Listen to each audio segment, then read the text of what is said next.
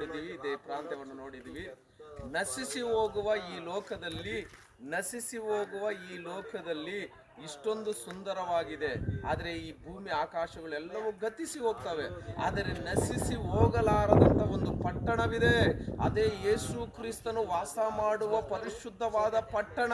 ಆ ಪಟ್ಟಣವನ್ನು ನೀವು ಸೇರಬೇಕಂದ್ರೆ ಯೇಸು ಕ್ರಿಸ್ತನನ್ನ ಸ್ವಂತ ರಕ್ಷಕನಾಗಿ ನೀವು ಅಂಗೀಕರಿಸಬೇಕು. ಯೇಸು ಕ್ರಿಸ್ತನೇ ನಿಜವಾದ ದೇವರಂತ ನಂಬಬೇಕು. ನಂಬಿ ಯಾವಾಗ ದೀಕ್ಷಾ ಸ್ಥಾನವನ್ನು ಮಾಡಿಸಿಕೊಳ್ಳುತ್ತೀರೋ ಅವಾಗ ರಕ್ಷಣೆ ಒಳಗಡೆ ಬರ್ತೀವಿ. ಆ ಪರಲೋಕ ರಾಜ್ಯದಲ್ಲಿ ನೀವು ಸೇರ್ತೀರಿ. ನಶಿಸಿ ಹೋಗಲಾರದಂತ ಪಟ್ಟಣದಲ್ಲಿ ನೀನಿರಬೇಕಂದ್ರೆ ಯೇಸು ಕ್ರಿಸ್ತನನ್ನ ನಂಬಲೇಬೇಕು. ಆತನನ್ನ ದೇವರಂತ ಅಂಗೀಕರಿಸಬೇಕು. ಆತನಲ್ಲಿ ನೀನು ಬಾಪ್ತಿಸಮ್ ತಗೊಂಡು ಆತನಿಗಾಗಿ ಜೀವಿಸುವಾಗ ಆ ಪರಿಶುದ್ಧವಾದ ಪಟ್ಟಣದಲ್ಲಿ ನಿನಗೂ ಒಂದು ಸ್ಥಳವಿದೆ. ಜ್ಞಾಪಕ ಮಾಡಿಕೋ. ಈ ಪಟ್ಟಣದಲ್ಲಿ ಇರ್ತೀಯ, ಎಲ್ಲ ಪರಲೋಕದ ಪಟ್ಟಣದಲ್ಲಿ ಇರ್ತೀಯ, ನಿನ್ನ ಕೈಯಲ್ಲಿ ಬಿಟ್ಟಿದ್ದು. Praise the Lord. God bless you.